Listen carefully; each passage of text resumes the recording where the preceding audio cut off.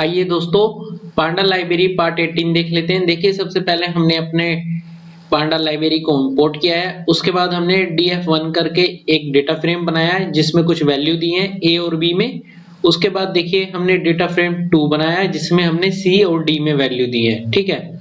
और उनका आउटपुट आप देख पा रहे हैं। अब देखिए, जब हम इनको डिस्प्ले कराएंगे तो ये हमें इस तरह दिखेगा। पहले ये ab आएगा, बाद में cd आएगा। अब मान लीजिए हमें इनको ज्वाइन करना है, मतलब ज्वाइन का मतलब क्या होता है दोस्तों, ए बी है और बी के बाद क्या आना चाहिए, सी डी आना चाहिए, इस तरह से। तो हमने यहाँ पर df1 dot join round bracket के अंदर df2 लिखा। ये हमारा सिंटैक्स है दोस्तों। इसको लिखने से ये हमें दे देगा ए बी सी डी। देखिए, ये ए बी है और ये सी डी है, तो इनने एक साथ मिलाकर हमें ज्वाइन करके दे दिया है। अगर हम इनकी वैल्यू चेंज कर दें तो देखिए क्या होगा। देखिए, सी डी आगे आ गया और ए बी पीछे चला गया, ठीक है। और आगे देखिए दोस्तों यहाँ पे हमने डेटा फ्रेम में, अब देखिए यहाँ पर पहले क्या था, डेटा फ्रेम में हमारे पास इंडेक्स आ रहा था 012।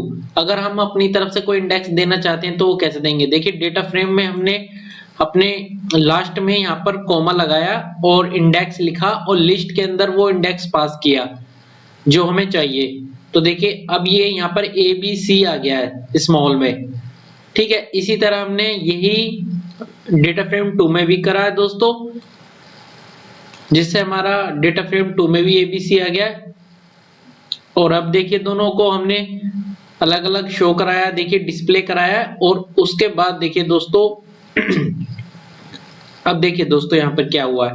यहाँ पर देखिए ये हमारा डेटा 1 है, डेटा फ्रेम 1 है और ये डेटा फ्रेम 2 है और हम इनको डिस्प्ले करा रहे हैं अब यहाँ पर यहाँ पर हमने दोस्तों जो डेटा फ्रेम 2 है उसमें से एक वैल्यू कम कर दी है हमने। जैसा कि आप देख पा रहे हैं यहाँ पर हमने एक वैल्यू कम कर दी है और अब डिस्प्ले होएगा इस तरह से होएगा कि जो हमारा पहला डेटा फ्रेम है उसमें तीनों वैल्यू आएंगी और जो दूसरा उसमें 2 आएंगी। अब इसको ज्वाइन लगाएंगे तो दोस्तों हमें क्या मिलेगा। देखिए, जब हम इसमें ज्वाइन लगाएंगे, जहां पर ये तीसरे वाले में वैल्यू नहीं है वहां पर ये नल देगा, NaN देगा, मतलब नॉट ए नंबर, ठीक है। और ये किस तरह से करेगा, ये लेफ्ट से करेगा, क्योंकि जो देखिए डेटा फ्रेम 1 में ये लेफ्ट में तीन रो है तो ये 3 रो तो पूरी देगा। लेकिन जहां पर डेटा 2 में हमारी 2 रो है और लास्ट वाली में ये NaN दे देगा क्योंकि उसमें कोई रो नहीं है। यहाँ पर देखिए, यहाँ पर हमने हटा दिया है, ठीक है। इस तरह से आप इसको देख सकते हैं।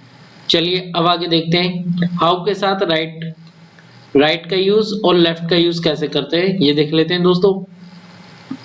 राइट का जब हम यूज करेंगे दोस्तों तो राइट से ही हमारा राइट वाला डेटा आता है, मतलब जो हमारी df2 है यानी कि ये इसमें 2 रो है तो ये 2 रो का डेटा देगा।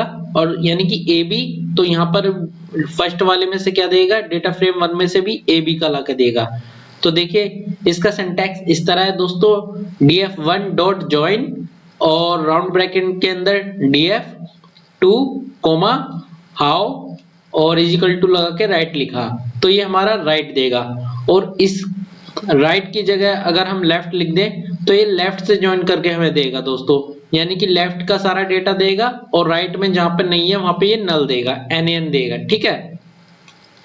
और इसी तरह दोस्तों इनर वाला जो है वो राइट की तरह करता है और आउटर जो है हमारा वो लेफ्ट की तरह वर्क करता है, ठीक है। ये भी सेम वर्क करते हैं। इनर ज्वाइन जो होता है, मतलब इनर वाला हाउ के साथ हम इनर देंगे तो ये राइट की तरह काम करेगा जो मैंने आपको यहाँ पे दिखाया है।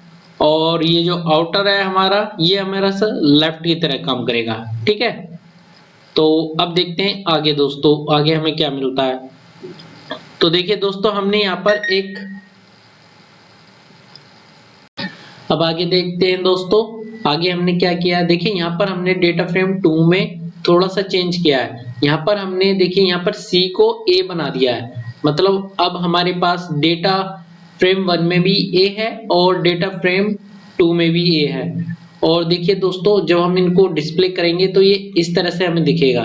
ठीक है, यहाँ पर भी ए आ गया और यहाँ पर भी ए आ गया है। लेकिन जब हम इनको ज्वाइन करेंगे तो ये हमें एरर देगा दोस्तों। क्यों एरर देगा? क्योंकि ये सेम होने की वजह से ये हमें एरर देगा। ठीक है, और अब इससे कैसे ठीक करना, तो देखिए यहाँ पर हम दोस्तों आर सिफिक्स या एल सिफिक्स का यूज करेंगे। चलिए देखते हैं कैसे। देखिए df डॉट ज्वाइन और डेटा फ्रेम 2 कोमा लगा के फिर हम यहाँ पर R suffix is equal to underscore 1 लिख दिया हमने। और तो इसने क्या किया, एक ए को तो ऐसे ही रहने दिया और दूसरे ए को इसने a-1 बना दिया, अंडरस्कोर 1 बना दिया। तो इस तरह हमारा डेटा आ गया। अगर हम यहाँ पर आर सिफिक्स कर रहे हैं तो ये क्या करेगा, ये हमारे डेटा फ्रेम 2 यानी कि आर माने राइट वाले डेटा में जाकर ऐड होगा। ठीक है, और अगर हम लेफ्ट सिफिक्स करेंगे दोस्तों तो ये हमें लेफ्ट वाले में यानी कि डेटा फ्रेम 1 में जाके ऐड होगा। तो इस तरह दोस्तों हम अपने डेटा में से डेटा ला सकते हैं और आर सिफिक्स और एल सिफिक्स का भी यूज कर सकते हैं जब हमारे दो डेटा फ्रेम में एक कॉलम सेम हो, मतलब कॉलम का नाम जब सेम हो तब हम इसका यूज कर सकते हैं। ठीक है दोस्तों, ओके, थैंक यू।